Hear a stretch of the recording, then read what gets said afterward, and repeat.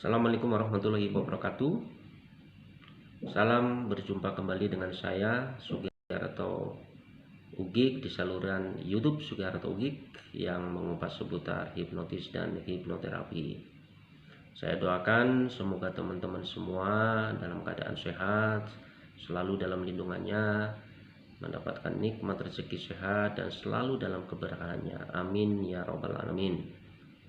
Pertama-tama saya mengucapkan terima kasih banyak kepada teman-teman semuanya di mana Anda berada yang telah setia mendukung channel saya Sugiharto Ugik sehingga sampai saat ini jumlah subscribe dan jam tayang, like dan komen terus bertambah. Saya berharap channel Sugiharto Ugik selalu bisa hadir memberikan manfaat bagi banyak orang. Amin. Banyak yang telah bertanya kepada saya melalui japri maupun telepon seputar YouTube saya.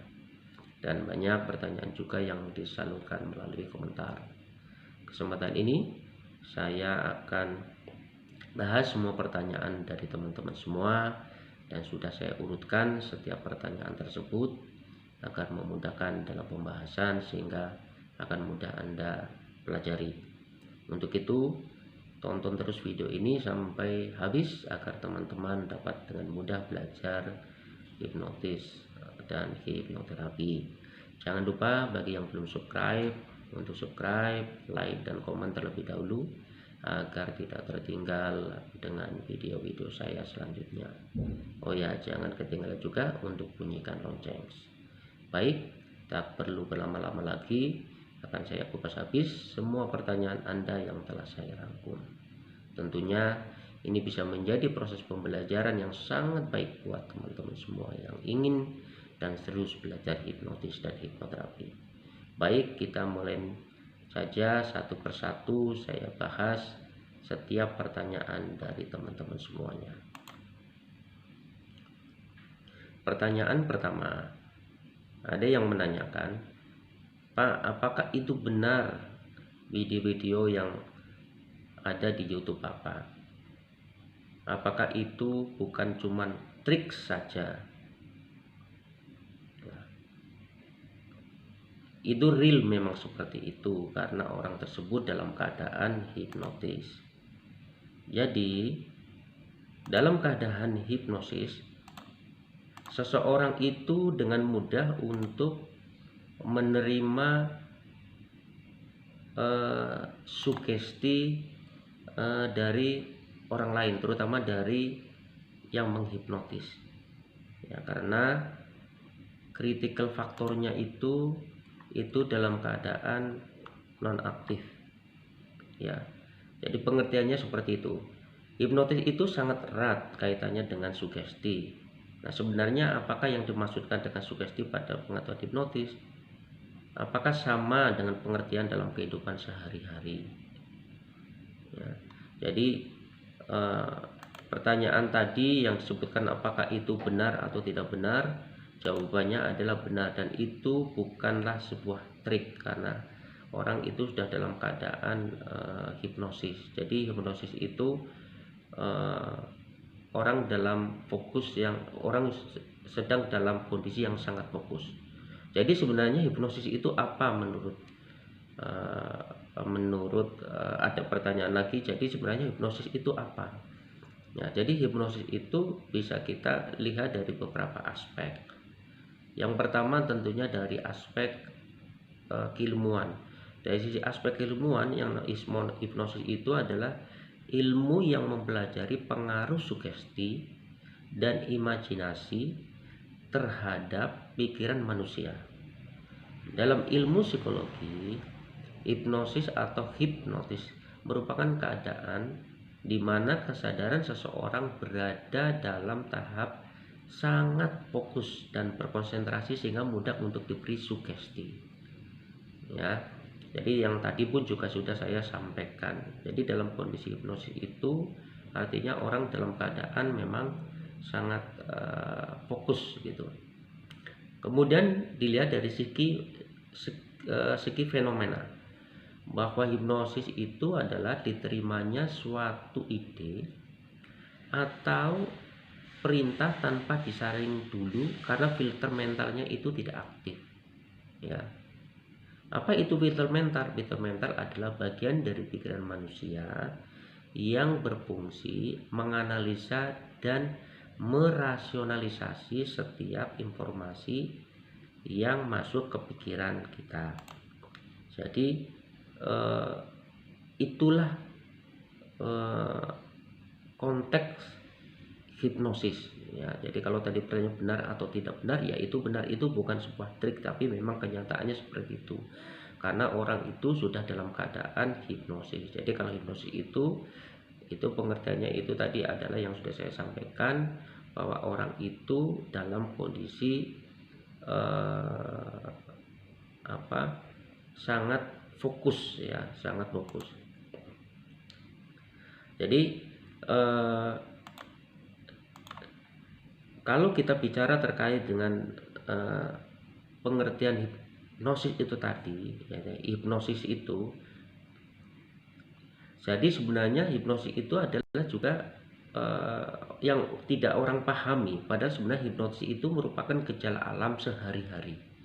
Jadi hipnosis itu adalah salah satu stage ya, salah satu stage atau keadaan yang dialami oleh setiap orang sehari-hari. Jadi untuk memperoleh pemahaman secara lengkap akan saya jelaskan gitu ya, maka kita harus sebenarnya memahami terlebih dahulu bahwa sesungguhnya itu hipnosis itu terjadi setiap hari ya. Jadi ada tiga kondisi ya, kita dalam keadaan kesadaran gitu ya, atau dalam state of consciousness ya. Nah, ketika kondisi ini itu adalah pertama adalah kondisi normal ya, kondisi normal. Kondisi normal itu merupakan kondisi kesadaran normal dalam pengertian sehari-hari. Dalam kondisi ini kita berada dalam keadaan waspada ya, waspada artinya sadar penuh begitu, dan pikiran kita cenderung kritis ya, kritis. Pada kondisi ini filter pikiran bawah sadar lebih tertutup sehingga kita relatif kurang merespon sugesti yang berasal dari luar diri kita, atau kita berada dalam kondisi non sugestif, artinya kita memang benar-benar mengkritisi karena kita kondisi waspada, kita dalam kondisi sadar, itu yang namanya normal state. Kemudian ada yang kedua yang namanya sleep state, adalah kondisi ketika kita tertidur lelap tanpa mimpi. Dalam kondisi ini, walaupun pikiran sadar dalam kondisi tidak aktif, akan tetapi pikiran bawah sadar pun tidak merespon informasi yang berada dari luar, atau pikiran bawah sadar dalam kondisi non-reseptif. Secara praktis dikatakan bahwa kita berada dalam kondisi non-sugestif. Kemudian yang ketiga adalah hypnosis stage ya. Di antara kondisi normal state dan sleep state tadi terdapat satu kondisi yang disebut sebagai hypnosis state, atau sering disingkat dengan hipnos ya, bahkan ada yang menyebutnya dengan istilah kondisi hipnosa. Dalam kondisi inilah kita cenderung menjadi lebih sugestif untuk menerima respon yang berasal dari luar kita. Dengan kata lain, bahwa filter pikiran bawah sadar mulai terbuka sehingga informasi relatif lebih mudah masuk ke dalam pikiran bawah sadar ya. Kondisi hipnos ini memiliki rentang cukup besar ya, mulai dari light, medium sampai dengan deep, di mana kondisi light kurang lebih bermakna bahwa filter pikiran bawah sadar mulai sedikit terbuka, dan kondisi deep bermakna bahwa filter pikiran bawah sadar terbuka lebar. Nah, berdasarkan penjelasan ini, maka kiranya mulai dapat dipahami kegiatan hipnotis secara praktis adalah menempatkan diri sendiri atau orang lain ke kondisi hipnos, atau dengan kata lain mempelajari pengetahuan hipnotis antara lain adalah mempelajari berbagai teknik untuk membawa subjek ke kondisi hipnos. Jadi kurang lebih seperti itu ya yang terkait dengan pertanyaan tadi nomor 2, apa itu hipnosis ya. Saya ulangi lagi. Jadi kita bisa lihat dari 3 kajian. Kajian pertama adalah kita lihat dari segi keilmuan, bahwa hipnosis adalah ilmu yang mempelajari pengaruh sugesti dan imajinasi terhadap pikiran manusia. Dalam ilmu psikologi, hipnosis merupakan keadaan di mana kesadaran seseorang berada dalam tahap sangat fokus dan berkonsentrasi sehingga mudah untuk diberikan sugesti. Kemudian saya ulangi lagi dari sisi fenomena, hipnosis adalah diterimanya suatu ide atau perintah tanpa disaring dulu karena filter mental tidak aktif. Apa itu filter mental?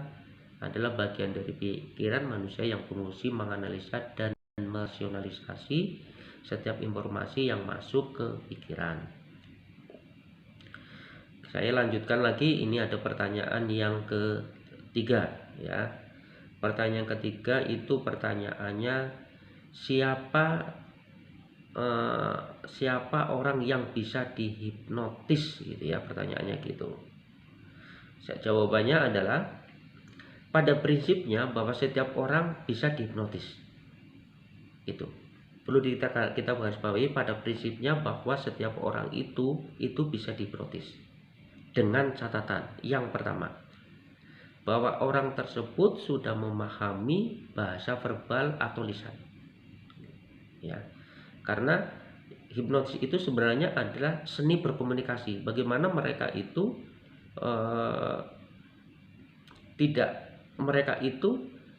tidak memahami dengan bahasa verbal ya, tentunya tidak bisa kayak gitu. Makanya syarat pertama adalah yang penting orang itu sudah memahami bahasa verbal atau bahasa lisan ya, karena ini adalah seni komunikasi.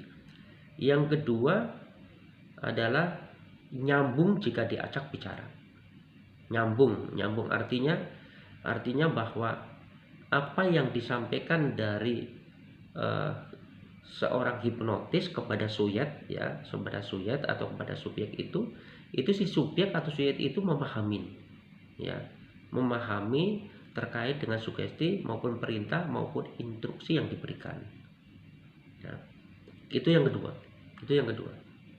Yang ketiga adalah bahwa si subjek atau si subjek itu tadi bersedia untuk mengikuti instruksi dari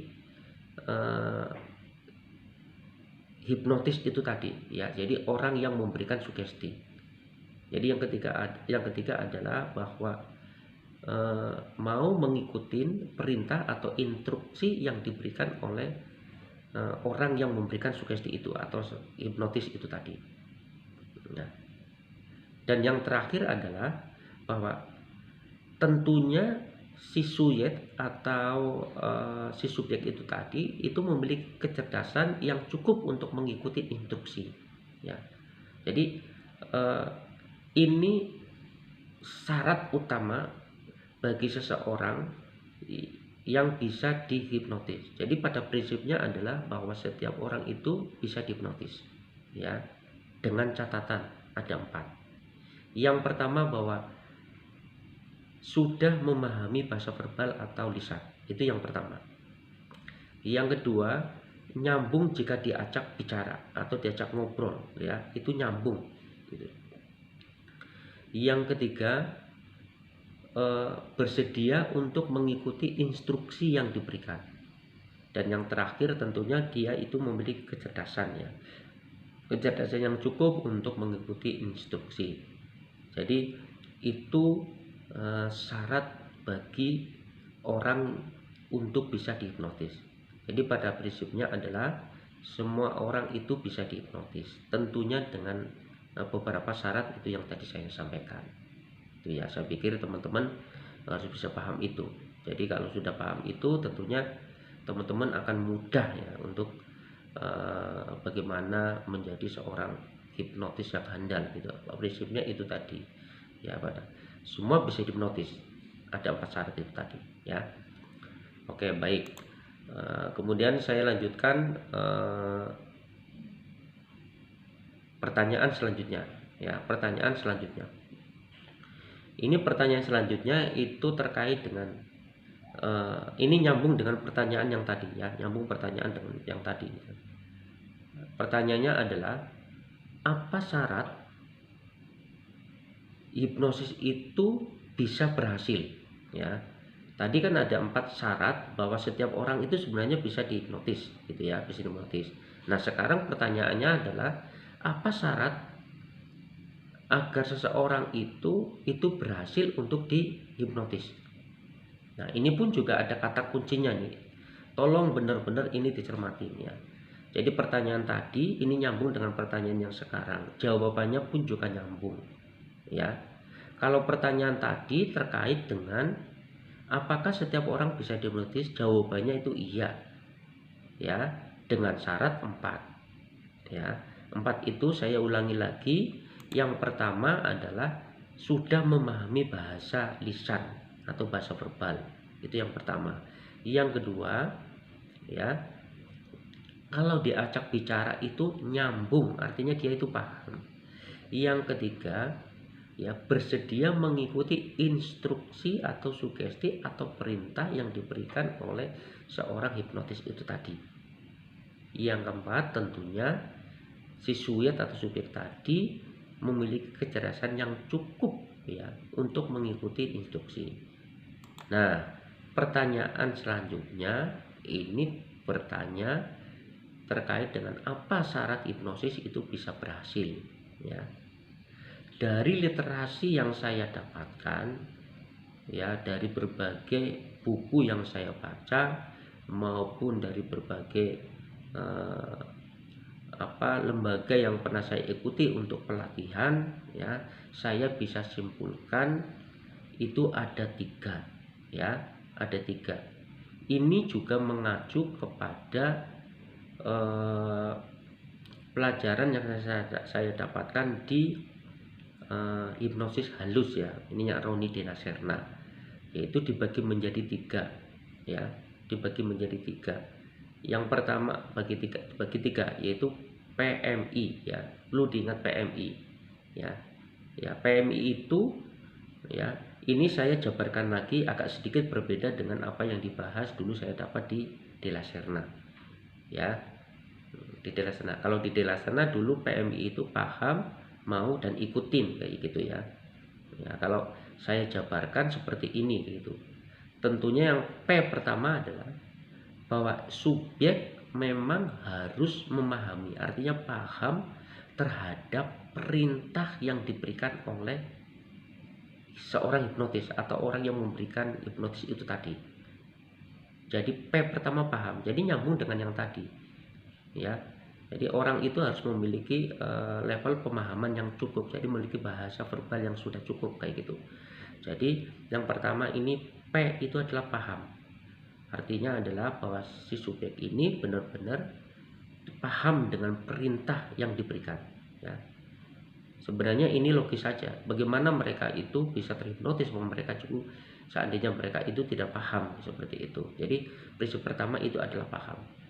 Prinsip yang kedua itu adalah M ya. M itu adalah bahwa si subjek itu mau mengikuti perintah yang diberikan. Jadi mau ikut ya, mau mengikuti perintah yang diberikan gitu ya. Kemudian yang terakhir adalah I itu adalah bahwa si subjek itu ikhlas ya, ikhlas dan pasrah untuk mengikuti perintah yang diberikan oleh seorang hipnotis itu tadi yang memberikan sugesti itu ya. Jadi pasrah, ikhlas.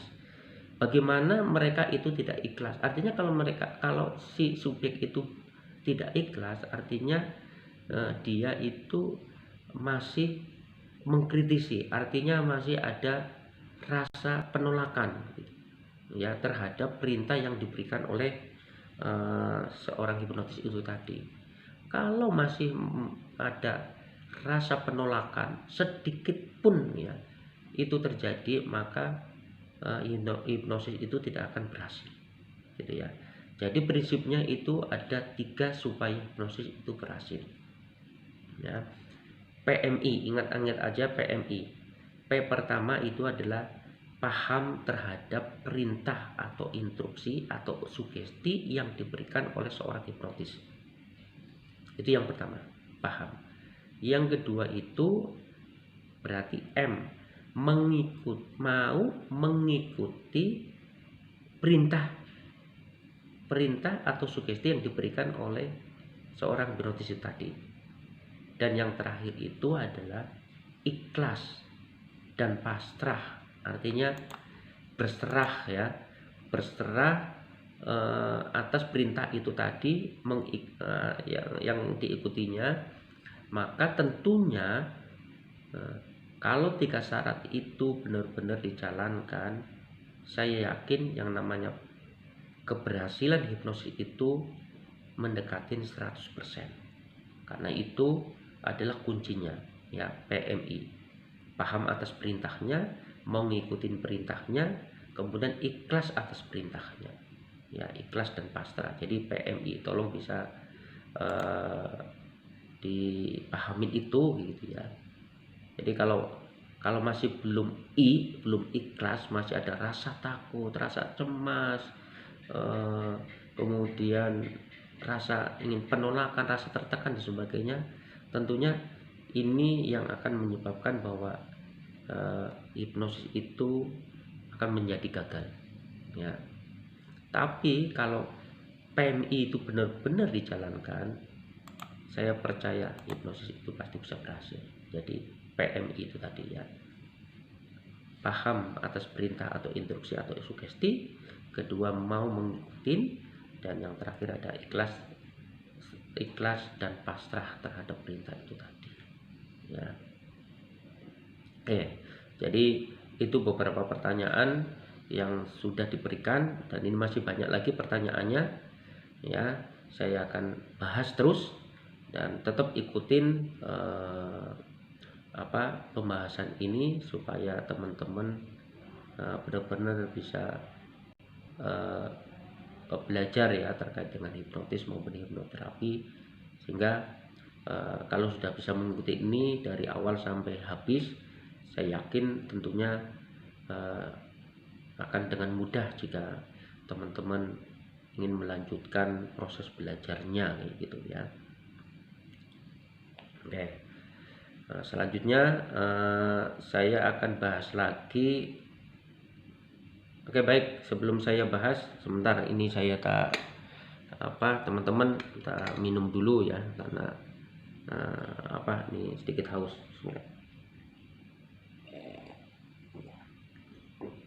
Oke, ini kebetulan kelasnya juga lama ya, jadi isinya banyak gitu ya. Oke, baik ya.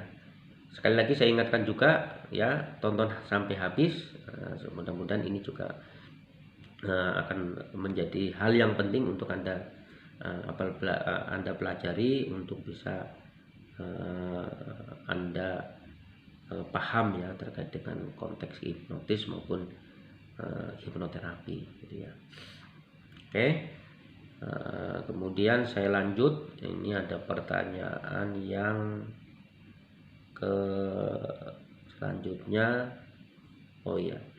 Pertanyaan selanjutnya ini adalah, apa manfaat hipnosis itu, Pak? Nah, ini Japri, ini pertanyaan Japri ya. Pertanyaan Japri. Jadi masih ya banyak di lingkungan kita, di sekitar kita itu yang karena memang belum paham ya, atau mungkin mendapatkan pengalaman masa lalunya terkait dengan hipnotis, sehingga banyak yang masih kurang percaya bahwa sebenarnya hipnotis itu adalah ilmu yang ilmiah gitu ya. Jadi masih ada pikiran-pikiran yang negatif gitu, sehingga ada muncul pertanyaan, sebenarnya apa sih manfaatnya hipnosis itu gitu ya. Jadi sedikit saya akan jelaskan gitu ya. Kalau bicara manfaat terkait hipnosis itu banyak sekali ya, banyak sekali ya. Di video saya yang sudah saya tayangkan ada sekitar 7 video yang sudah saya tanyakan itu semua mengupas terkait dengan yang namanya waking hypnosis. Jadi hipnotis untuk hiburan, yaitu hipnotis panggung ya. Makanya kalau teman-teman tonton YouTube saya itu kan ada teks gitu ya.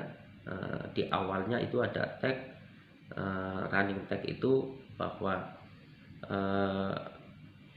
konteks hipnotis ini adalah untuk hiburan gitu ya, untuk hiburan, karena nih backing hipnotis memang hiburan, jadi memang ya lucu gitu, tapi ada edukasi yang saya berikan. Jadi satu itu ya, jadi tujuannya itu manfaatnya adalah untuk bisa memberikan hiburan, itu yang pertama. Yang kedua, dalam perkembangannya ternyata konteks hipnosis ini pun juga banyak untuk pengembangan ya, pengembangan untuk dunia pengajaran. Ini yang namanya hypnoteaching ya. Jadi hypnoteaching ini sudah banyak dilakukan di dunia, terutama di dunia pendidikan ya. Jangan salah bahwa masih banyak orang yang belum paham terkait dengan teaching, sehingga konteks atau pola pengajaran yang diberikan guru terhadap anak pun juga kadangkala itu keliru. Kenapa ya? Ya bukan keliru, artinya masih perlu diperbaikin kayak gitu, perlu diperbaikin. Tapi kalau kita sudah belajar hipnosis, di sana di situ ada tambahan ilmu-ilmu yang lain dan sebagainya, itu kita tuh ngerti sebenarnya. Kalau belum mengajar ya, ngertinya di mana ya, pada saat kita mengajar tentunya kita harus membuat pola atau strategi bagaimana cara mengajar yang efektif. Nah, supaya mengajar yang efektif tentunya kita harus tahu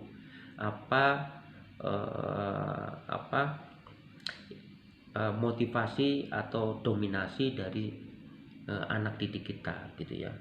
Karena orang itu kan belajar dari apa yang ia lihat, apa yang dengarkan, apa yang ia rasakan. Minimal ada 3. Jadi ada orang yang dominan visual, ada orang dominan kinestetik, ada orang yang dominan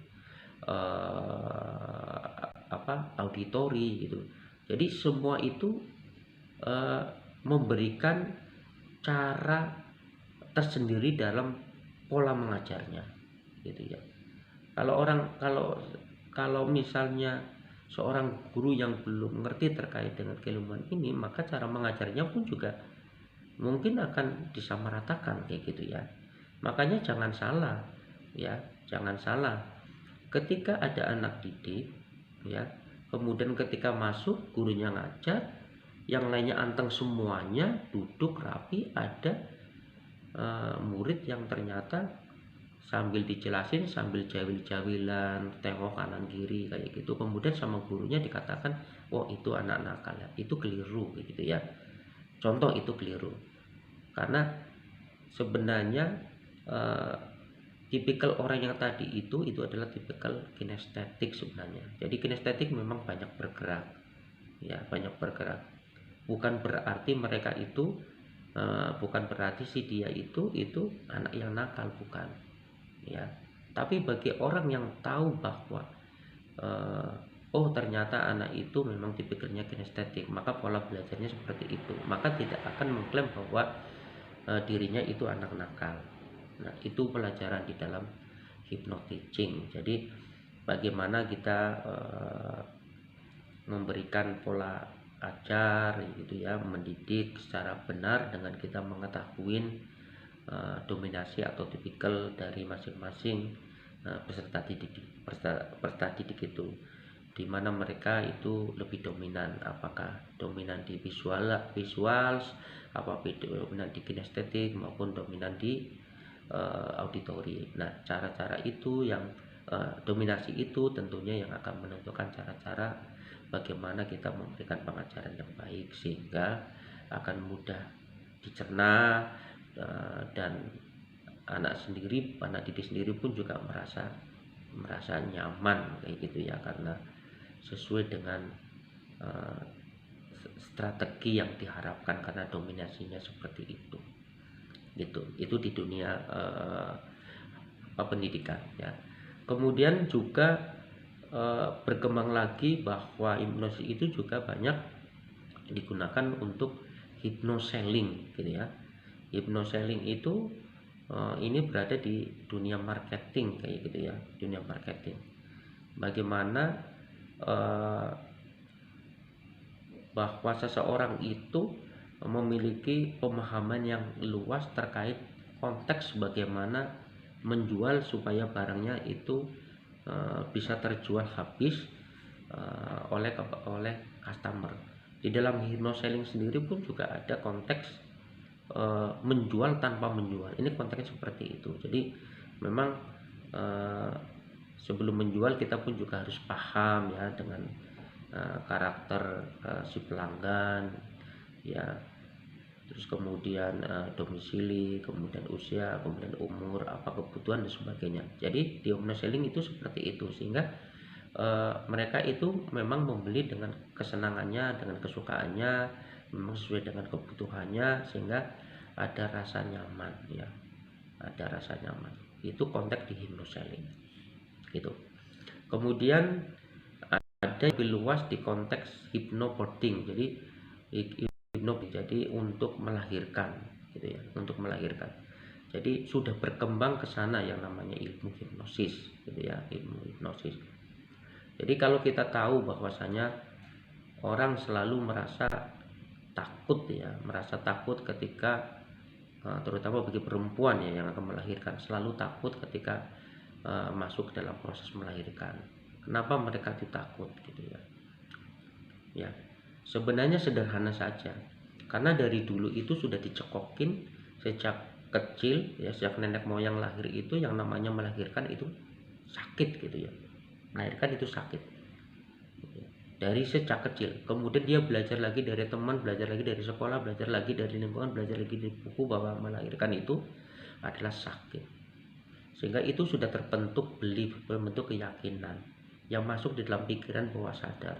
Maka yang namanya melahirkan itu adalah sakit gitu ya. Nah, dalam konteks hypnobirthing ini bagaimana seseorang pada saat proses mau melahirkan itu, jadi jauh sebelum proses belum melahirkan gitu ya. Jadi dari proses hamil sampai mau proses melahirkan itu diajarin kayak gitu ya, bahwa yang namanya melahirkan itu adalah proses yang sangat menyenangkan ya, sangat yang ya manusiawi, menyenangkan gitu, tidak proses yang sangat membahagiakan karena akan lahirnya dengan anak. Jadi kita di hypnobirthing ini mencoba untuk menjauhkan atau menghilangkan konteks kalimat yang namanya rasa sakit ya. Jadi yang sudah tertanam lama gitu, yang sudah tertanam lama gitu ya. Jadi kalau kita bicara terkait hipnosis itu kan sebenarnya proses penyembuhannya atau root cause-nya itu kita memang lari untuk mencari pada belief sebenarnya gitu. Nah, belief itulah yang akan diedit gitu. Karena tadi ada belief bahwa yang namanya melahirkan itu adalah sakit karena sudah tertanam sejak kecil oleh nenek moyang kita ya, oleh orang tua, kemudian di sekolah, kemudian oleh teman, kemudian di buku, literasi yang lain, bahwa di situ tertulis nama melahirkan itu adalah prosesnya itu sakit dan sebagainya gitu ya. Makanya ketika seseorang memasuki masa kehamilan, maka yang ditakutkan adalah di proses melahirkan ya, di proses melahirkan itu tadi. Nah, di hypnobirthing ini diajarin gitu ya, bahwa yang namanya melahirkan itu adalah proses yang sangat menyenangkan, nyaman gitu ya, terus kemudian yang sangat membahagiakan ya, untuk mengedit tadi yang ada di yang sudah menjadi belief rasa sakit itu tadi gitu ya. Selanjutnya adalah perkembangan ilmu hipnosis pun juga banyak digunakan di hal-hal umum, yaitu untuk hypnomotivation ya. Nah, hypnomotivation ini banyak digunakan oleh korporasi, oleh institusi gitu ya, maupun oleh kelompok-kelompok tertentu di dalam menjaga kinerja apa itu tadi, institusi itu tadi ya, korporasi dan sebagainya. Jadi ini banyak digunakan untuk hipnomotivasi ya, biasanya secara massal dilakukan seperti itu ya. Kemudian di dunia yang kepolisian atau penegak hukum pun juga di sana ada namanya hipnoforensik ya. Jadi banyak sekali ya pengembangan atau manfaat yang dari hipnosis. Kemudian juga ya tentunya ini sudah tidak asing lagi ya untuk konteks penyembuhan penyakit-penyakit psikomatis ya, psikosomatis. Apa itu? Ya tentunya ada rasa takut, rasa cemas ya, fobia, kemudian iri, dengki, rasa marah dan sebagainya, kurang percaya diri gitu ya. Yang semuanya itu sebenarnya adalah mental block ya. Jadi mental yang menghambat diri seseorang untuk menjadi sukses atau menjadi sehat atau menjadi bahagia, itu namanya adalah mental block. Nah, hipnosis itu hadir di situ. Jadi untuk penyembuhan hal-hal yang berhubungan dengan penyakit-penyakit psikosomatis itu tadi. Jadi ini memang banyak sekali manfaatnya dari ilmu ini gitu ya. Kemudian untuk di keluarga misalnya ya, itu ada namanya hypnoparenting. Jadi bagaimana kita itu memiliki pengetahuan dan keterampilan atau kemampuan untuk memberikan pola asuh atau pola didik terhadap si anak. Ini namanya hypnoparenting gitu ya. Dan masih banyak lagi ya terkait dengan manfaat ilmu-ilmu yang lain kayak gitu ya, baik untuk pengembangannya. Ada yang bisa digunakan untuk menurunkan berat badan, bisa gitu ya. Ada yang untuk menghentikan orang supaya tidak merokok, bisa gitu ya. Jadi itulah manfaat terkait dengan keilmuan hipnosis itu tadi, yang nanti akan berkembang menjadi hipnoterapi itu tadi ya, hipnoterapi.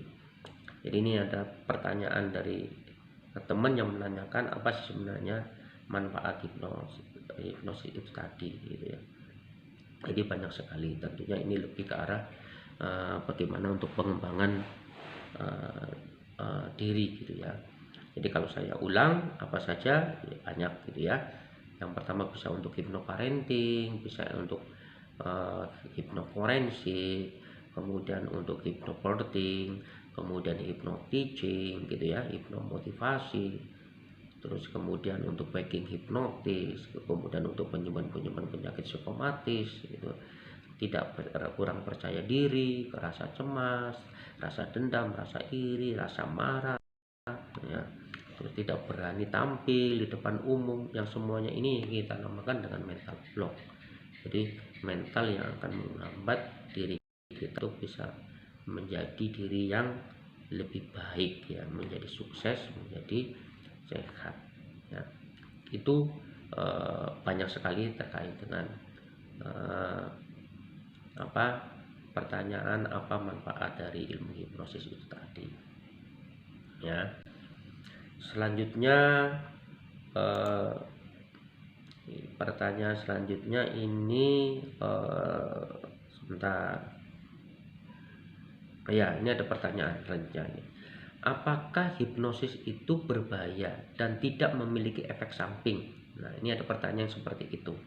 Karena yang tadi saya sampaikan bahwa masih sebagian orang itu yang tidak percaya dengan ilmu hipnosis itu adalah ilmu yang sangat ilmiah gitu ya.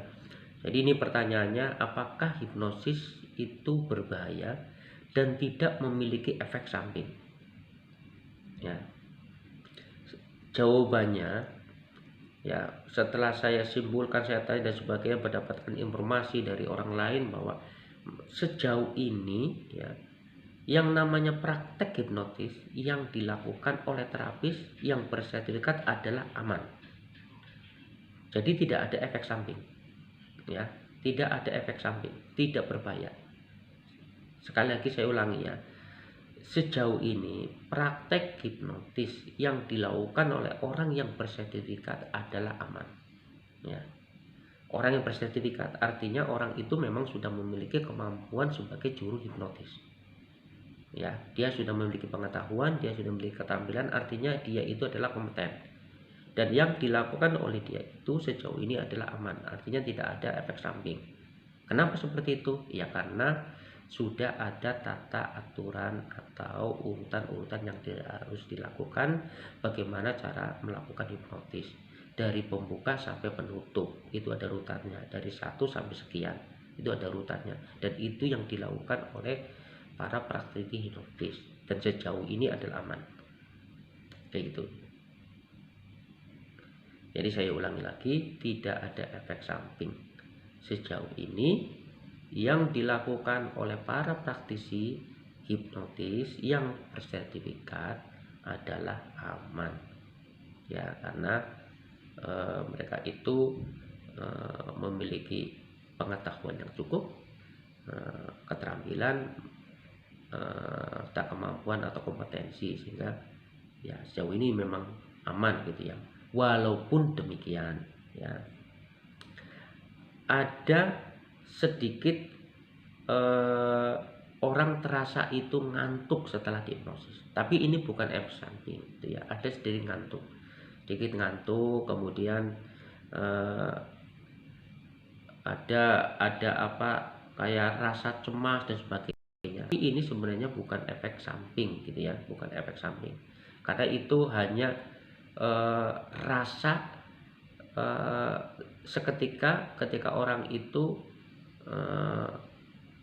dalam keadaan hipnosis gitu. Setelah beberapa menit sekian sudah selesai gitu ya. Jadi sekali lagi bahwa sejauh ini bahwa praktek hipnotis yang dilakukan oleh praktisi yang telah bersertifikat itu adalah aman. Itu. Kemudian saya lanjutkan ke pertanyaan selanjutnya. Nah, ini pertanyaan selanjutnya adalah, apakah hipnosis bisa digunakan untuk memaksa orang lain melakukan sesuatu yang tidak diinginkannya atau melawan moralnya? Ya, saya ulangi lagi, ini pertanyaannya adalah, apakah hipnosis bisa digunakan untuk memaksa orang lain melakukan sesuatu yang tidak diinginkannya atau melawan moralnya? Ya, jawabannya adalah hal ini tidak benar. Ya, ini sama sekali tidak benar, karena hipnotis itu tidak bisa memaksa seseorang untuk melakukan sesuatu yang bertentangan dengannya. Seperti itu. Jadi di awal pun juga konteks hipnosis kan sudah saya sampaikan bahwa prinsipnya adalah PMI. Yang pertama itu paham, yang kedua mau mengikuti, dan yang terakhir itu adalah ikut dan pasrah. Itu prinsipnya adalah PMI. Jadi tidak bisa digunakan untuk memaksa gitu ya, tidak bisa untuk memaksa atau melakukan sesuatu yang bertentangan dengan dengannya gitu ya. Maka critical faktornya itu atau mental filter mentalnya itu akan mengkritisin kayak gitu, dan dia tidak akan mau, dia akan menolak kayak gitu ya. Jadi makanya prinsip hipnosis itu tadi itu adalah PMI, berarti ikhlas ya, artinya paham, mau mengikuti, dan kemudian ikhlas serta pasrah, itu tadi ya. Jadi ini jawaban ini adalah pertanyaan ini jawabannya adalah sama sekali tidak benar bahwa hipnotis itu bisa digunakan untuk memaksa orang lain sesuai dengan kehendaknya, seperti itu. Karena apa? Karena yang penguasa atas pikiran dan tubuhnya itu adalah dia sendiri gitu. Jadi penguasa atas pikirannya adalah dia sendiri, bukan orang lain. Jadi tentunya dialah yang akan bisa menentukannya sendiri ya. Selanjutnya pertanyaan selanjutnya ini, oh ya, di media massa sering ada kabar tentang kejahatan bermodus hipnotis. Apakah kejahatan hipnotis yang diberikan itu benar-benar menggunakan hipnotis? Nah, ini pertanyaan ini sebenarnya yang tadi saya juga sudah sampaikan bahwa masih banyak orang yang belum percaya terkait dengan hipnotis, bahwa itu adalah ilmu yang ilmiah dan sangat bermanfaat gitu ya. Jadi jawabannya adalah tentunya perlu diinvestigasi lebih lanjut tentang hal tersebut ya. Kita nggak bisa semata-mata mengatakan bahwa ketika ada informasi bahwa oh saya dihipnotis kemudian mengatakan bahwa itu benar-benar hipnotis, tidak. Jadi tentunya ini perlu dilakukan investigasi lebih dalam. Nah, cara yang mudah biasanya media massa maupun korban mengatakan terhipnotis padahal sebenarnya adalah murni penipuan ya, bagi korban supaya tidak dibilang bodoh oleh keluarganya. Misal dikasih makanan supaya korban mengantuk, setelah itu baru menguras barangnya. Seperti yang sudah saya sampaikan bahwa prinsip hipnosis harus PMI itu tadi ya. Jadi paham, mau, ikuti, dan ikhlas gitu ya. Dan juga tidak bisa digunakan untuk memaksa atau dilakukan dengan paksaan. Jadi harus diawali dengan komunikasi dua arah ya. Bisa jadi itu adalah saya katakan mungkin gendam gitu ya, yaitu kejahatan penipuan yang menggunakan metode hipnosis yang dipercaya menggunakan ilmu hitam atau magic atau sihir kayak gitu ya.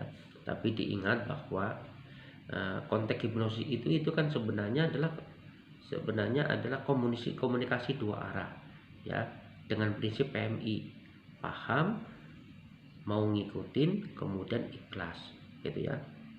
Nah, dalam yang tadi disampaikan di medsos itu tadi ya, tentunya perlu klarifikasi lebih dalam. Apakah itu benar hipnotis atau memang modus kejahatan lain, misalnya adalah penipuan atau bisa jadi pembiusan dan sebagainya. Hanya saja kadangkala memang media massa atau si korban sendiri dengan mudah mengatakan bahwa oh itu hipnosis, oh saya dihipnotis kayak gitu ya, dengan mudah seperti itu dengan keluarganya supaya seolah-olah biar tidak dianggap bodoh dan sebagainya. Padahal itu sebenarnya bukan hipnotis, tapi bisa jadi kejahatan yang bermodus lain ya, misalnya penipuan atau pembiusan dengan obat, dengan makanan dan sebagainya ya. Jadi itu bukan hipnotis itu. Oke, selanjutnya saya buka pertanyaan berikutnya ya. Pertanyaan berikutnya, apakah hipnosis menggunakan kekuatan supranatural, puasa, mantra, atau meditasi? Nah, jadi memang sejauh ini masih banyak orang yang seolah-olah mengatakan bahwa karena memang ini belum paham gitu ya, belum paham tentang ilmunya, jadi mengatakan bahwa yang namanya hipnosis itu adalah ilmu gaib kayak gitu ya, ilmu supranatural ya, pakai puasa, pakai mantra, meditasi dan sebagainya. Padahal itu sama sekali enggak. Hipnosis itu ilmu yang sangat ilmiah ya, sama sekali tidak. Hipnosis itu adalah ilmiah, benar, pure ilmiah, merupakan bagian dari ilmu psikologi yang mempelajari tentang pikiran kita ya, pikiran, emosi, dan perilaku manusia ya. Jadi nggak ada hubungannya dengan mantra, nggak ada hubungannya dengan puasa maupun gaib. Ini asli murni ya, karena ini bagian dari ilmu psikologi yang tentunya yang dipelajari fokus kepada pikiran, emosi, dan perilaku manusia. Nah ini kan bagus sekali gitu ya. Jadi seorang ahli hipnosis tidak memakai kekuatan supranatural ya, sekali lagi ya, gaib, mistik, atau bantuan makhluk halus. Hipnotis menggunakan sugesti atau pengaruh kata-kata yang disampaikan dengan teknik-teknik tertentu yang tadi disampaikan ya.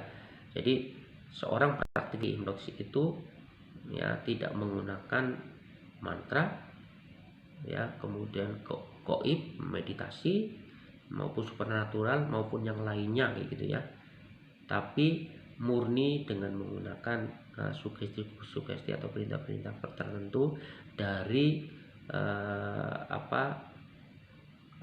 seni berkomunikasi dua arah, sehingga si subjek itu bisa paham, mau mengikuti, dan ikhlas untuk menjalankan itu dari proses gitu ya. Jadi tidak ada yang hubungannya dengan gaib, supernatural, mantra, meditasi dan sebagainya. Ini murni adalah ilmiah, karena bagian dari ilmu psikologi yang mempelajari terkait dengan pikiran, emosi dan perilaku manusia. Ya, itu saya garis bawahi, ini bukan supranatural gitu ya. Jadi tidak dengan mantra, gaib maupun meditasi maupun yang lainnya, tapi ilmu ya, ilmu kajian psikologi. Oke, selanjutnya saya cek lagi pertanyaannya. Pertanyaan selanjutnya adalah, sejak kapan hipnosis itu ada? Ini pertanyaannya lagi, itu sejak kapan hipnosis ada? Ini pertanyaan ini adalah pertanyaan yang lewat Japri gitu ya, lewat Japri. Jadi ngejar masalah hipnosis, tanya dan sebagainya, akhirnya tanya terkait dengan sejak kapan hipnosis ada gitu ya. Sebenarnya sudah lama hipnosis ada, sejak abad 17 pun juga sudah ada gitu ya. Jadi pakar-pakar hipnosis itu yang sampai sekarang menjadi hipnosis modern itu diawali sejak abad 17. Yang pertama itu tentunya ada Dr. Franz Anton Mesmer gitu ya. Nah, beliau itu dari Wina, Austria. Jadi sejak tahun 1734-an gitu ya sampai 1815 itu sudah Dr. Franz Anton Mesmer itu sudah menciptakan animal magnetism atau magnetism yang dianggap sebagai cikal bakal hipnotis modern gitu ya. Jadi cikal bakal atau bapak hipnotis itu diawali dari Dr. Franz Anton Mesmer ini gitu ya. Jadi beliau itu mengkaji terkait dengan penyakit itu timbul karena energi magnetis tubuh yang tidak seimbang. Jadi energi magnetis adalah energi universal atau alam yang ada pada setiap benda. Jadi menurut Anton Mesmer itu bahwa penyakit di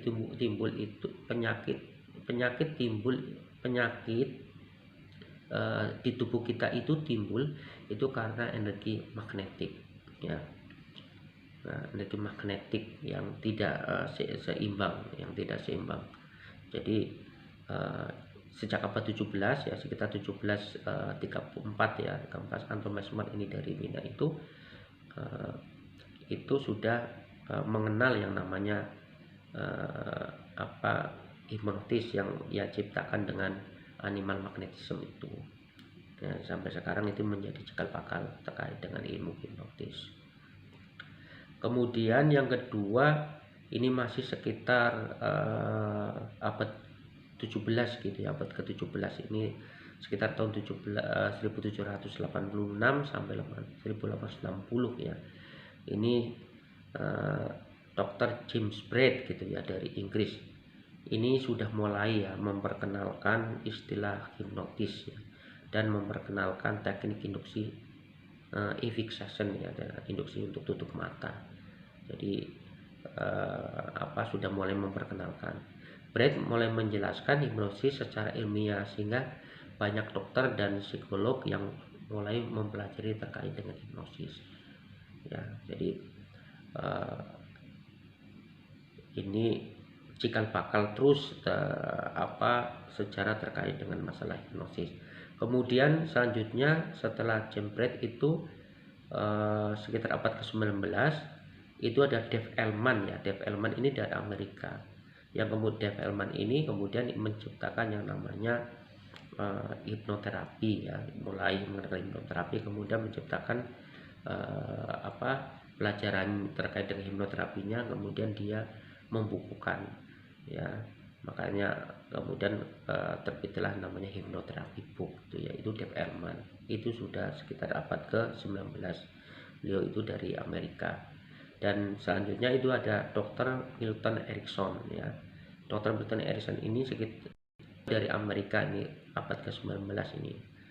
Ini lebih terkenal dengan namanya Ericksonian hypnosis ya. Jadi konteksnya itu adalah hipnosisnya itu tidak langsung, indirect gitu ya, indirect.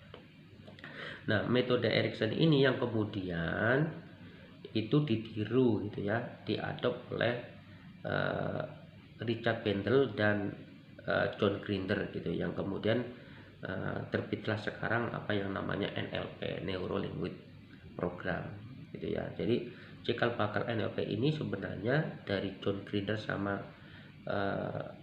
Richard Bandler sama John Grinder ini belajar dari Milton Erickson. Jadi Milton Erickson ini seorang terapis yang memang cukup handal sekali gitu ya, cukup handal sekali.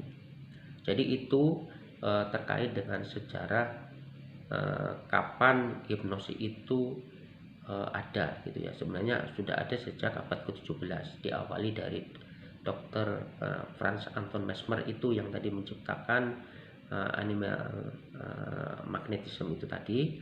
Terus kemudian dilanjutkan oleh Dr. James Braid, kemudian Dave Ehrman, dan terakhir ada Dr. Milton Erickson gitu ya.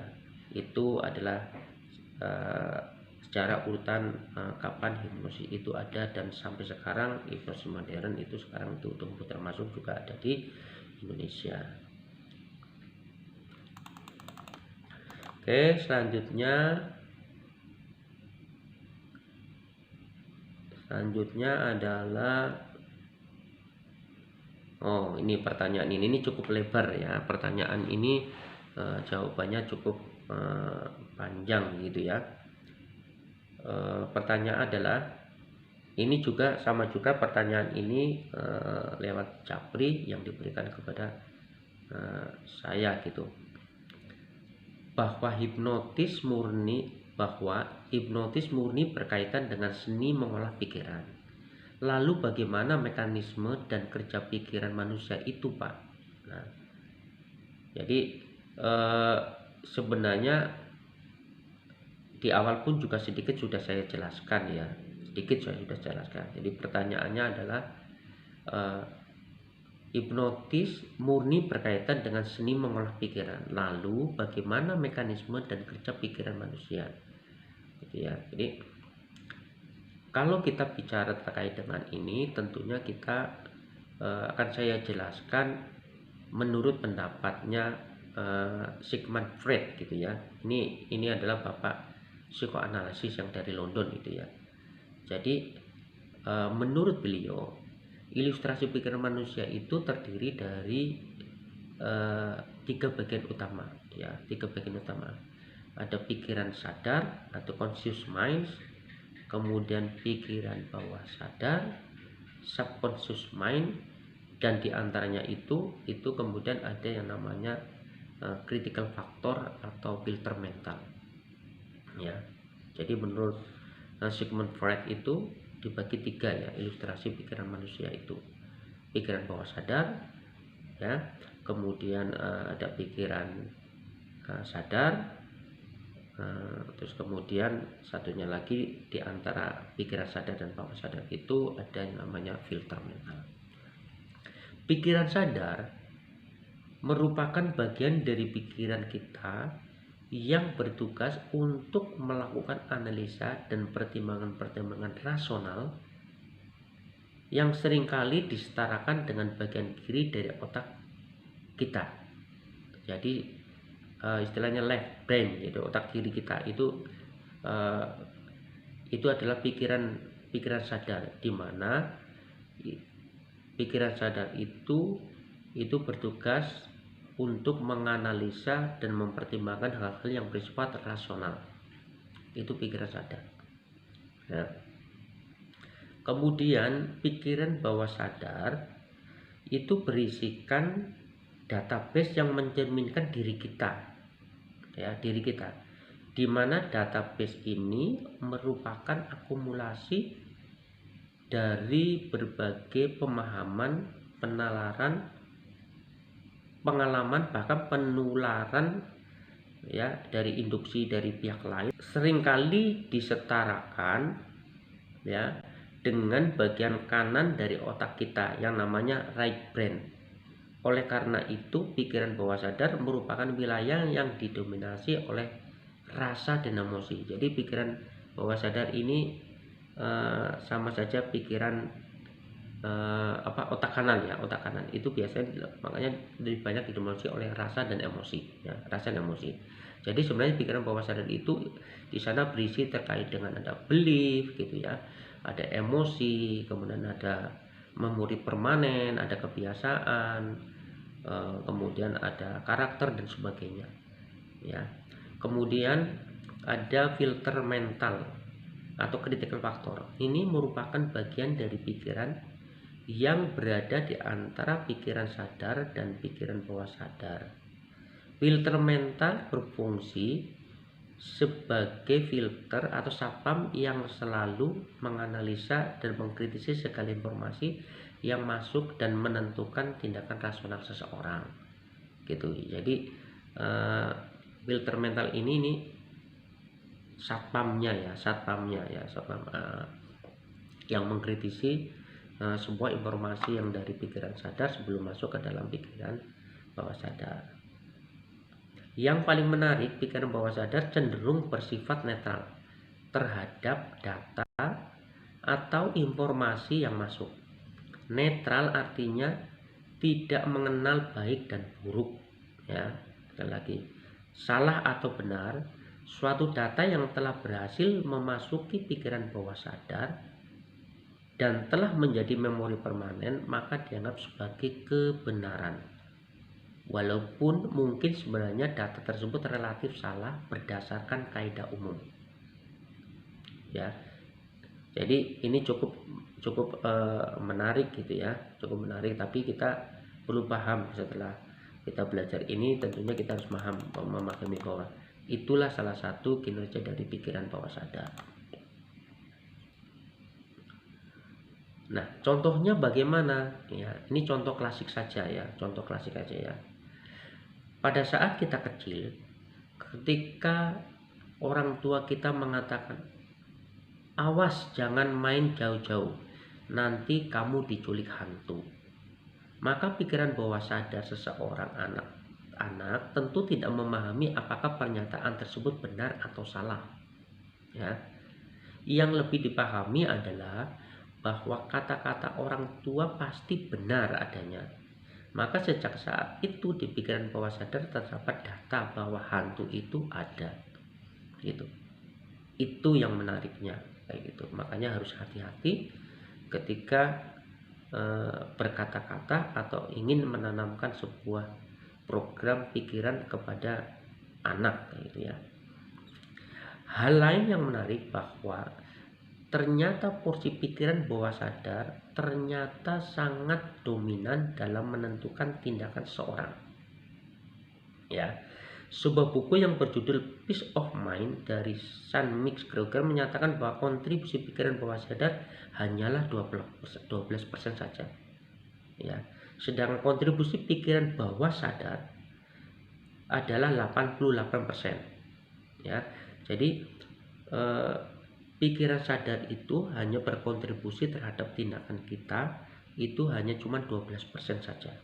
Sementara 88% itu ada di pikiran bawah sadar. Ingat, pikiran sadar itu tadi hanya berisi terkait dengan hal-hal yang sifatnya adalah rasional, termasuk juga memorinya itu temporer ya. Ia hanya cuma berfungsi untuk membandingkan, mengidentifikasi ya, kemudian memutuskan dan menganalisa, kemudian memutuskan. Itu pikiran sadar. Kemudian di pikiran bawah sadar itu terletak di sana ada belief ya, ada value, kemudian ada emosi, ada rasa, kemudian ada karakter, ada memori permanen, ada kebiasaan dan sebagainya. Yang besarnya itu adalah 88%. Jadi boleh dikatakan 9 kalinya gitu ya. Ya, 9 kalinya dari dari apa yang ada di dalam isi di pikiran sadar ya. Yang tadi cuma 12%, kalau di pikiran bawah sadar itu totalnya ada 88%. Jadi dari penjelasan di atas jelas bahwa pikiran rasional saja tidaklah cukup untuk mewujudkan suatu tindakan, karena rasional adalah tugas dari pikiran sadar yang hanya berkontribusi sebanyak 12% terhadap mekanisme suatu tindakan. Ya, oleh karena itu, walaupun mungkin Anda belum pernah melihat hantu atau secara rasional seharusnya hantu tidak perlu dianggap ada, tetapi saya yakin ketika Anda melewati kamar rumah sakit di tengah malam, pasti Anda akan takut. Artinya rasio Anda tidak cukup untuk mampu untuk membuat Anda berani. Pikiran bawah sadar Anda terlanjur mempercayai bahwa fenomena hantu adalah benar adanya. Artinya sudah menjadi belief di dalam pikiran bawah sadar. Ya, nah belief inilah yang akan menentukan tindakan seseorang, gitu. Karena percaya itu tadi yang sudah tertanam sejak kecil dari orang tuanya, benar atau tidak benar, yang dianggap oleh si anak itu benar adanya dan ditanam terus, dan lama kelamaan menjadi satu belief, ya, menjadi keyakinan, ya. Makanya akhirnya mempercayai bahwa itu ada, seperti itu. Dengan komposisi kontribusi pikiran sadar 12% dibanding pikiran bawah sadar 88%, maka kita dapat dikatakan nyaris merupakan makhluk bawah sadar. Karena sebenarnya lebih banyak kontribusinya dari pikiran bawah sadar, dan yang sebesar 88% itu tadi, dimana di pikiran bawah sadar, saya ulangi, di sana ada memori permanen, ada belief, ada value, kemudian ada kebiasaan, ada karakter, ada emosi, dan sebagainya. Nah, disinilah tempat untuk banyak menentukan keberhasilan maupun kesusahan kita itu. Makanya dikatakan bahwa sejatinya kita adalah makhluk bawah sadar, seperti itu.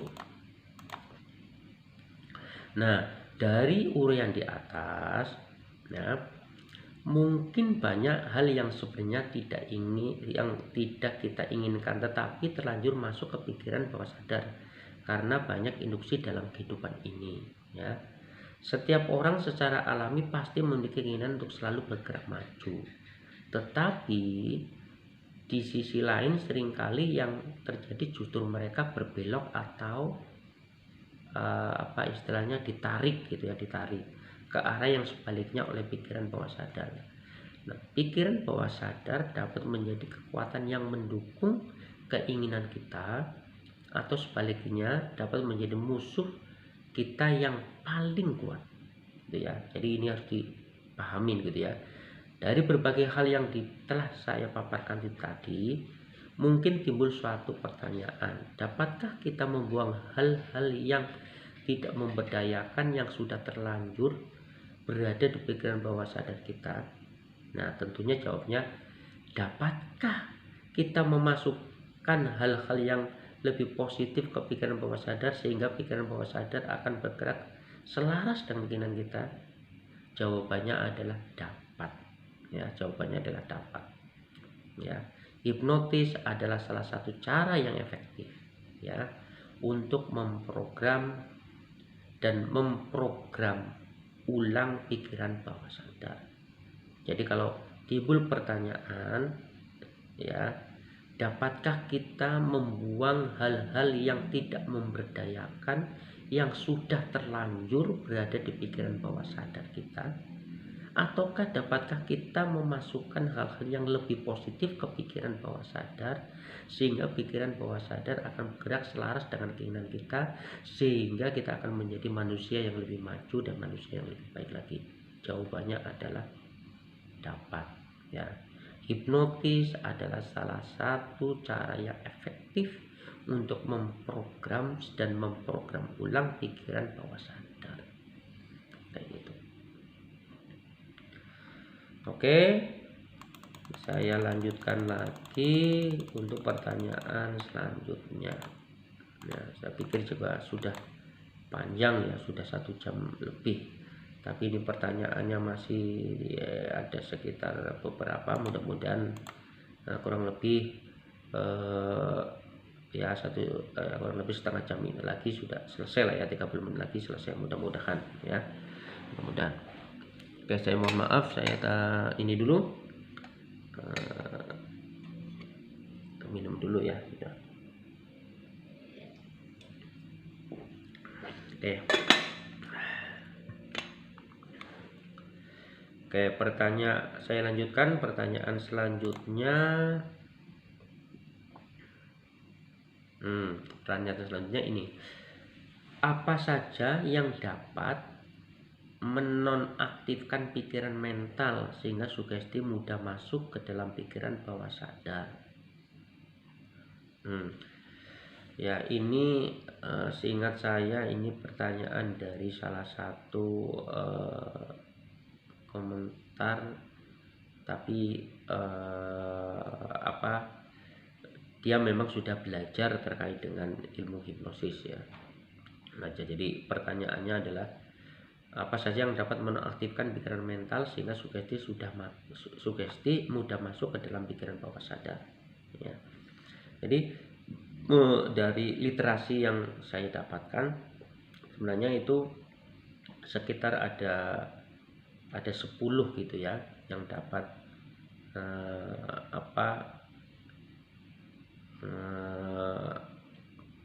menonaktifkan pikiran mental, yang menonaktifkan pikiran mental kita itu sekitar ada 10 yang saya dapatkan dari literasinya. Yang pertama itu adalah dengan pengulangan ya. Pertama pengulangan, repetisi.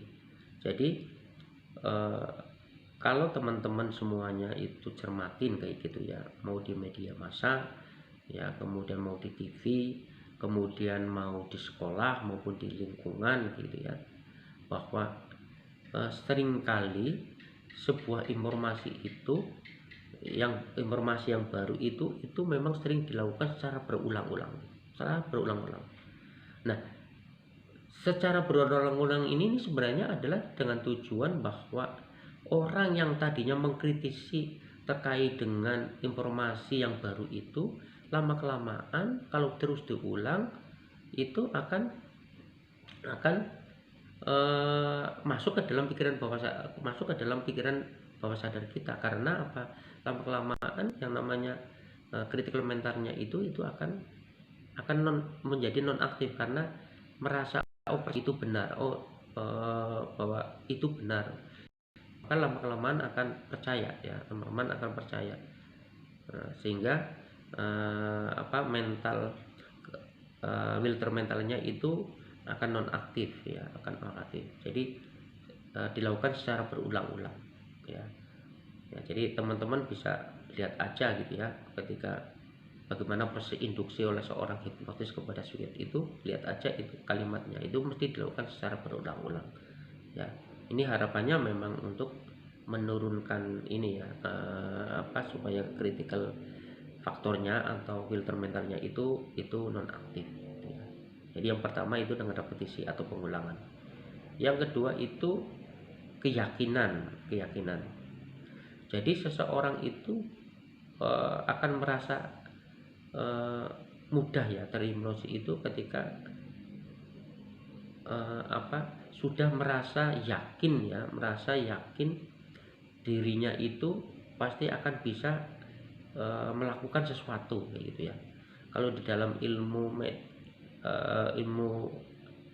medik kayak gitu, itu namanya sebenarnya efek placebo gitu ya, efek placebo.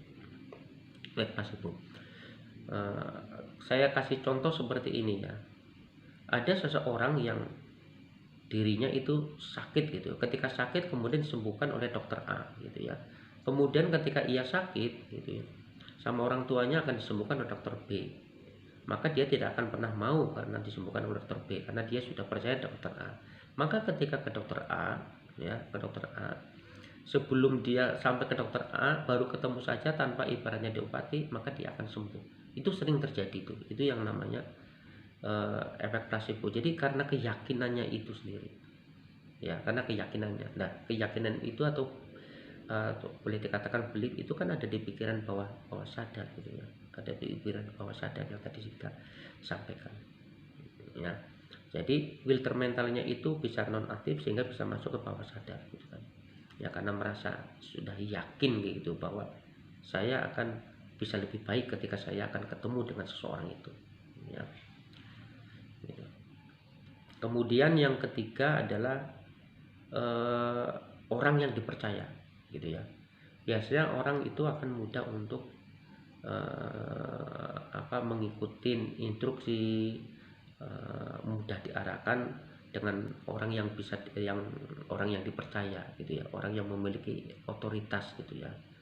Misalnya kalau di rumah ya orang tua misalnya kayak gitu, kalau di sekolah ya guru, kepala sekolah atau pengurus-pengurus sekolahan. Kemudian kalau di masjid yang misalnya ada takmir masjidnya atau kiainya atau mungkin pak ustadznya dan sebagainya.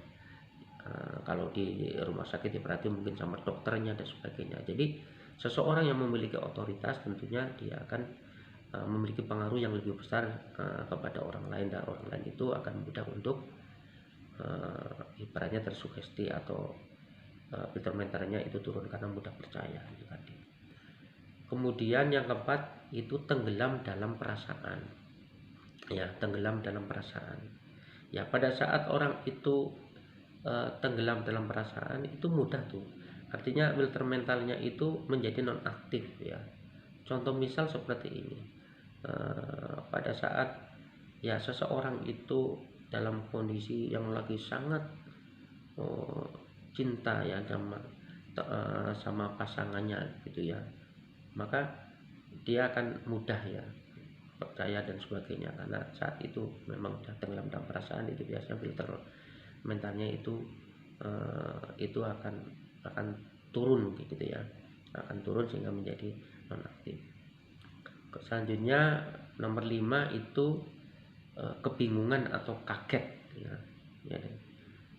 Kebingungan atau kaget. Jadi ini yang kadang dimanfaatkan oleh orang-orang tertentu dalam yang tadi saya katakan sebagai misalnya kejahatan hipnotis atau kejahatan jalanan, katakan kejahatan jalanan. Ini memanfaatkan konteks mengagetkan gitu ya atau membingungkan ya.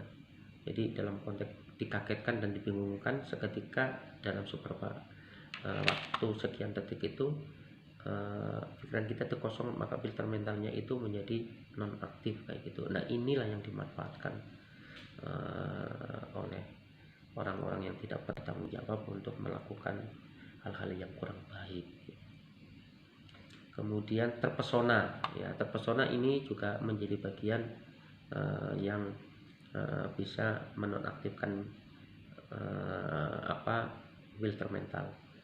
Selanjutnya adalah mengigo ya, mengigo.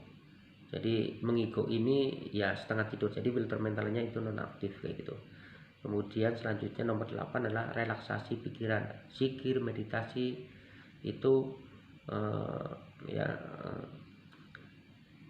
bisa dengan mudah untuk bisa menonaktifkan pikiran. Kalau teman-teman semua cermati, pahami kayak gitu, zaman dulu itu banyak orang yang melakukan meditasi gitu. Kalau zikir termasuk juga ada. Itu kalau benar-benar serius dilakukan dengan benar, maka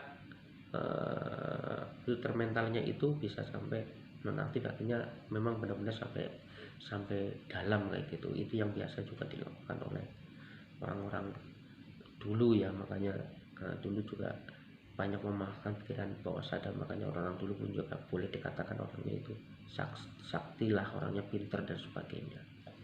Kemudian nomor 9 itu ada visualisasi atau mini imajinasi, dan yang terakhir tentunya adalah hipnosis ya.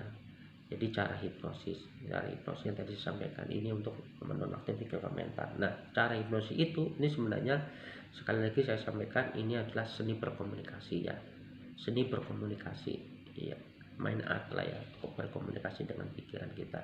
Nah, bagaimana konteksnya supaya orang bisa hipnosis? Saya ulangi lagi, itu syaratnya tadi ada 4 ya. Syaratnya 4 itu orangnya itu memiliki pemahaman terkait dengan bahasa verbal gitu ya, kemudian orangnya juga memiliki kecerdasan cukup yang mau mengikuti dan sebagainya. Nah, tingkat keberhasilannya itu ada 3 yang terutama, yaitu PMI ya, paham atas instruksinya, kemudian mau mengikuti instruksinya, kemudian terakhir adalah ikhlas dan pasrah untuk mengikuti instruksi itu. Maka orang itu bisa dikatakan 100% bisa dihipnosis ya.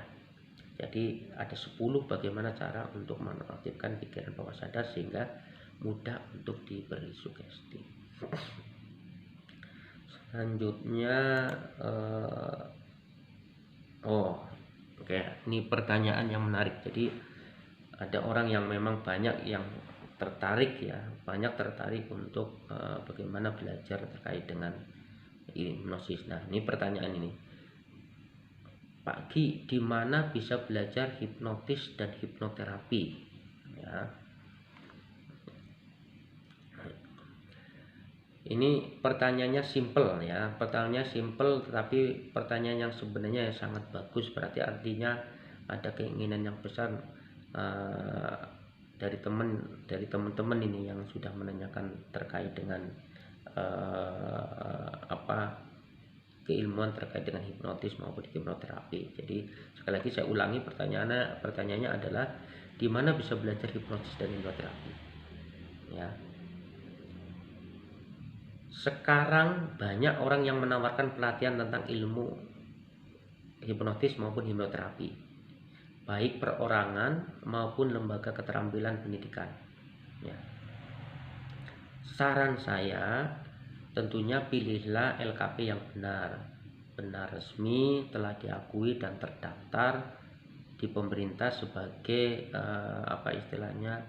LKP atau lembaga keterampilan dan pendidikan yang resmi untuk menyelenggarakan terkait dengan pelatihan hipnotis maupun hipnoterapi. Memang banyak gitu ya. Kalau mau baca di medsos itu banyak sekali, baik yang perorangan maupun yang lembaga yang menawarkan terkait dengan pelatihan yang berhubungan dengan hipnotis maupun hipnoterapi. Ya, tapi saran saya sebaiknya untuk mengikuti di lembaga keterampilan dan pendidikan atau LKP yang resmi, yang telah artinya yang telah diakui oleh pemerintah untuk menyelenggarakan terkait dengan pelatihan ini. Nah, salah satunya adalah LKP Indonesia Hypnosis Center seperti yang saya ikutin saat ini. Ya. Jadi LKP ini benar-benar telah terdaftar di Kumham gitu ya, telah di Kumham, termasuk di Kemenkes, bahkan telah memiliki nomor pokok sekolah nasional ya, NPSN gitu ya, nomor pokok sekolah nasional. Juga saat ini telah memiliki lembaga sertifikasi profesi kompeten hipnotis Indonesia atau LSP KHI yang telah ditunjuk pemerintah melalui BNSP, Badan Nasional Sertifikasi Profesi, untuk melakukan sertifikasi kepada calon juru hipnotis dan hipnoterapi di Indonesia. Jadi saya ulangi, ini salah satu LKP atau lembaga keterampilan pendidikan yang resmi yang berhak untuk menyelenggarakan pelatihan hipnotis dan hipnoterapi yang saya ikuti, yaitu LKP Indonesia Hypnosis Center ya. LKP ini benar-benar sudah diakui di Kumham, termasuk Kementerian Kesehatan juga sudah memiliki nomor pokok sekolah nasional, dan saat ini LKP ini pun juga sudah memiliki namanya LSP KHI ya, Lembaga Sertifikasi Profesi Kompeten Hipnotis Indonesia ya, yang diberikan oleh pemerintah melalui BNSP, Badan Nasional Sertifikasi Profesi ya, untuk melakukan sertifikasi kepada calon juru hipnotis maupun hipnoterapi. hipnoterapi di Indonesia. Dan lembaga IHC ini di bawah PKHI ya. PKHI itu adalah perkumpulan komunitas hipnotis Indonesia yang saat ini ketuanya adalah Bapak Afifi Aka. Nah, yang saya ikutin di IHC ya, karena ini menyangkut terkait dengan pertanyaannya di mana pelatihannya, karena saya pelatihan IHC sehingga saya menjelaskan terkait dengan IHC gitu ya, Indonesia Hypnosis Center. Nah, ada 4 tingkatan kurikulum yang ditawarkan di dalam lembaga IHC ini. Yang pertama level 1 atau L1 ya.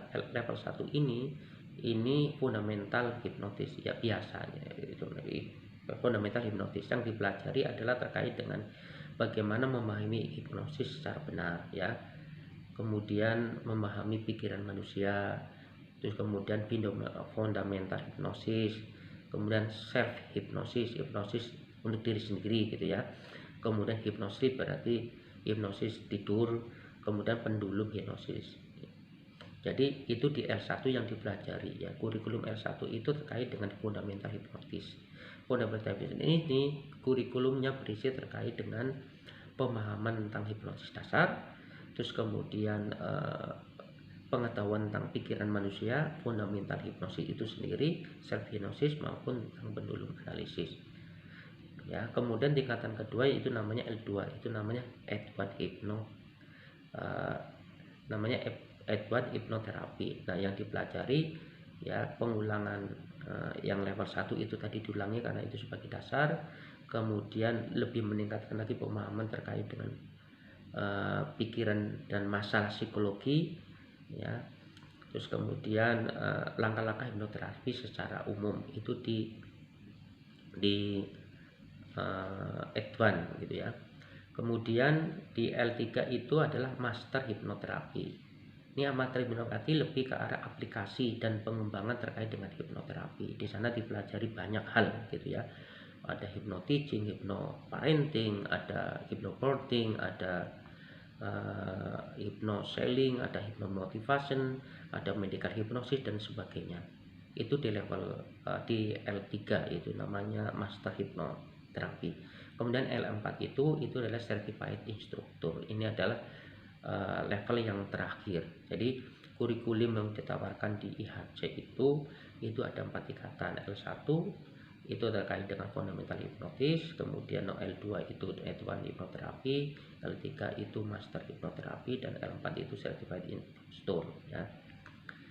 Saya sendiri terus terang aja ya, selain belajar di IHC juga banyak belajar di tempat yang lain, karena saya terus terang juga senang belajar terkait dengan ilmu ini. Jadi saya tidak hanya juga belajar di IHC saja, saya juga belajar di ya literasinya ADW Gunawan, itu di sana itu adalah main teknologi. Kemudian belajar sama Pak Hadi Dewanto ya terkait dengan Ericksonian. Kemudian belajar sama Roni Della Serna, kemudian belajar sama lembaga di makna human development, ini lebih ke arah neurolinguistic program dan sebagainya ya. Jadi kalau mau serius belajar terkait dengan hipnotis maupun hipnoterapi, saran saya adalah belajar di tempat yang memang sudah resmi dan diakui oleh pemerintah. Yang tadi saya sampaikan, kalau saya sarankan misalnya di IHC yang selama ini saya ikutin untuk program itu gitu ya. Yang lainnya terserah ya, untuk pengembangan yang lainnya. Oke, selanjutnya ya, sekali lagi ya, karena ini pertanyaannya terkait dengan masalah di mana belajar terkait dengan hipnoterapi. Yang tadi sampaikan adalah ya sebenarnya banyak literasi gitu ya, banyak lembaga, banyak perorangan yang menawarkan itu, tapi saya sampaikan tadi kalau saya belajarnya di IHC. Namun demikian saya sendiri pun juga selain belajar di Aceh juga belajar di tempat-tempat yang lain, dan juga belajar ya, baca-baca dari buku-buku yang ada hubungannya dengan studi terkait dengan pikiran, emosi, dan perilaku manusia ya, baik terkait dengan Neurolinguistic Program. NLP sendiri saya juga sudah pernah dapatkan di tahun 2010, kemudian saya lanjutkan lagi beberapa bulan yang lalu untuk mengembangkan terkait dengan ilmu NLP itu tadi gitu ya. Terus kemudian banyak belajar juga dari literasi punyanya Dewi Gunawan dan sebagainya. Terus banyak membaca buku-buku juga ya dari berbagai literasi kayak gitu ya. Boleh dikatakan ini saya ada buku ini, kalau fundamental ini kayak gini nih bukunya ya. Kemudian ini pun juga ada ini yang advance, ini bukunya kayak gini ini ya saya sampaikan. Jadi banyak yang saya pelajari ini. Saya juga belajar terkait dengan quantum life transformation ini ya. Ini buku ini juga tebal, ini berisi bagaimana kita itu bisa melangkah lebih baik ya, sebagai transformasi ini ya. Kemudian ada ini mind programming ya. Mind programming ini juga bukunya sangat bagus ya. Kalau tadi ada pertanyaan apakah kalau ada program-program yang buruk misalnya yang sudah masuk ke dalam pikiran bawah sadar, ataukah kita kepingin memasukkan program-program yang baik kepada pikiran bawah sadar supaya kita itu bisa menjadi lebih baik ya, inilah bukunya, salah satunya ini bukunya gitu ya, ini bukunya. Kemudian ada lagi, ini pun juga ada hipnoterapi ini yang dari Pak Adi Gunawan juga saya dapat. Terus kemudian dari ini juga rahasia pikiran juga kita dapat juga, ini jadi banyak gitu ya bukunya. Nah ini juga tebal, ini kalau sudah bicara psikologi kita pun juga harus belajar dengan psikologi abnormal ya. Psikologi abnormal ini tebal sekali nih bukunya, kalau nggak salah sekitar 1000 halaman tebalnya ya. Pelan-pelan kita harus belajar, karena yang namanya hipnoterapi itu kan memang mampu digunakan untuk mengobati berbagai penyakit psikosomatis. Jadi setidaknya kita pun juga ya baca-baca buku ini nih ya, walaupun belum selesai tapi kita mencoba baca terus. Jadi banyak ya hal buku literasi yang sudah saya baca gitu. Ini juga bagus juga, ini untuk miracle ya, miracle mind body medicine gitu ya. Ini dari Adi Gunawan, bagaimana ini kita harus bisa mengenal bahwa the mind and body are integrated, bahwa pikiran kita dan tubuh kita itu satu kayak gitu. Jadi bagaimana kita mampu mengelola pikiran sehingga kita akan menjadi manusia yang lebih memberdayakan untuk kehidupannya gitu. Ini bagus ini. Kemudian ada buku lagi yang terkait dengan hipnoterapinya punyanya Ericksonian itu tadi ya, Milton Erickson. Milton Erickson ini banyak cara-caranya juga banyak. Jadi jangan bosan-bosan kalau teman-teman itu mau belajar ya, belajar yang serius, bukunya juga banyak literasinya ya. Ini juga ada hipnoterapi untuk anak gitu ya. Ini ya, hipnoterapi for children, ini hipnoterapi untuk anak. Terus kemudian ada ya seni berkomunikasi, ini yang tadi khusus hipnosis gitu ya, ada juga. Nah ini juga penting juga nih, magnet rezeki ini dari Ustadz Nasrullah, ini bagus juga nih ya, bagaimana kita memiliki cara berpikir kita yang benar gitu ya, cara berpikir kita yang benar ya, berpikir positif ya, perasaan positif, jadi positive thinking, terus kemudian positive feeling, kemudian positive motivation gitu. Jadi masih banyak ini buku-buku yang sudah saya pelajari, itu hanya baru sebagian saja yang saya tunjukkan kepada teman-teman semuanya kayak gitu ya. Jadi ya bersyukur saya belajar, setelah belajar hipnosis ini ternyata memang sudah banyak manfaatnya gitu ya. Tentunya minimal buat diri sendiri gitu ya, bagaimana kita mengelola pikiran, emosi sehingga kita mampu untuk mengelola perilaku yang lebih baik lagi, termasuk buat anak, termasuk buat istri dan sebagainya lah, yang sudah mulai mengembang untuk kanan kiri di rumah kita ya. Mudah-mudahan akan terus bisa memberikan manfaat bagi banyak orang, amin. Kemudian juga saya sampaikan lagi ya, selain buku-buku itu pun juga saya ya banyak ngikutin pelatihan-pelatihan yang sifatnya adalah terapan ya, atau yang aplikasi lah ya, terapan aplikasi terkait dengan konteks hipnoterapi itu tadi ya. Jadi banyak hal yang bisa dilakukan gitu ya. Selanjutnya ya, ini waktu kurang lebih sudah 1,5 jam nih ya, panjang lebar ya. Mungkin untuk pertanyaan-pertanyaan selanjutnya bisa saya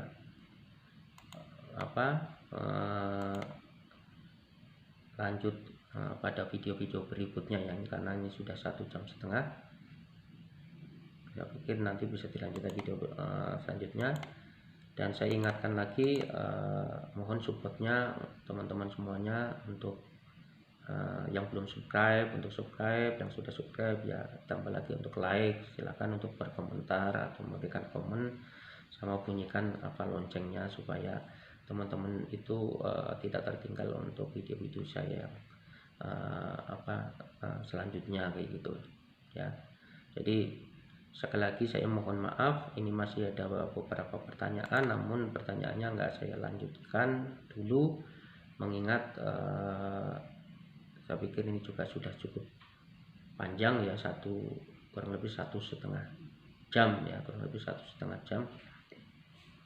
Oh ya, saya lanjutkan sedikit aja nih, ini nanggung ini ada pertanyaan yang agak yang nyambung nih, satu aja nih. Nah, pertanyaannya ini, apa saja yang bisa menyebabkan masalah psikologi? Nah, karena itu tadi kan ada pertanyaan memang bahwa hipnoterapi ini mampu untuk menyembuhkan penyakit yang hubungannya dengan psikosomatis. Jadi kalau kita tahu hipnoterapi adalah terapi dengan cara hipnosis gitu ya. Nah, ini mampu untuk istilahnya mengobati penyakit-penyakit yang sifatnya adalah psikosomatis ya. Jadi penyakit yang disebabkan karena gangguan pikiran yang akhirnya menyebabkan gangguan terhadap tubuh kita. Nah, apa saja yang menyebabkan masalah psikomatis? Ya, saya jelaskan secara cepat saja. Tentunya yang pertama adalah menghukum diri sendiri. Ya, menghukum diri sendiri. Yang kedua itu pengalaman traumatis. Ya, ini berarti trauma. Terus konflik internal. Jadi memang ada konflik ya, secara internal kita itu. Kemudian gangguan dari efek samping. Kemudian ada masalah emosi yang belum selesai dan terus ditekan. Nah, ini biasanya bisa saja terjadi orang itu akhirnya kesurupan, itu bisa jadi kesurupan ya, seperti itu ya.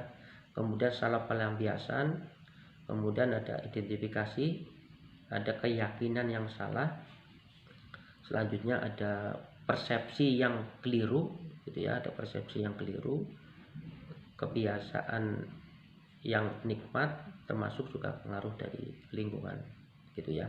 Jadi saya tidak perjelas secara detail, saya hanya menjelaskan terkait dengan apa saja hal yang berhubungan yang bisa menyebabkan masalah terhadap psikologis. Ke depan di video berikutnya akan saya jelaskan secara detail, berhubung ini waktunya juga sudah cukup, udah lebih dari 1,5 jam. Saya pikir saya sudahin. Saya sekali lagi mohon supportnya untuk selalu mendukung ya, berikan subscribe, like, dan comment, dan bunyikan lonceng supaya tidak tertinggal terhadap video-video saya berikutnya. Mudah-mudahan video-video saya ini bisa memberikan manfaat ya, edukasi kepada banyak orang yang akhirnya pun juga bisa dimanfaatkan oleh orang-orang yang ingin membantu untuk menyembuhkan atau mengobati minimal kepada diri sendiri maupun pada keluarganya dalam hal untuk pengembangan diri, supaya mental blocknya itu bisa berkurang seperti itu. Sekali lagi saya mohon maaf jika ada kata-kata yang kurang berkenan atau salah kalimat dan sebagainya, mohon dimaafkan dan mudah-mudahan ini bisa bermanfaat. Wassalamualaikum warahmatullahi wabarakatuh.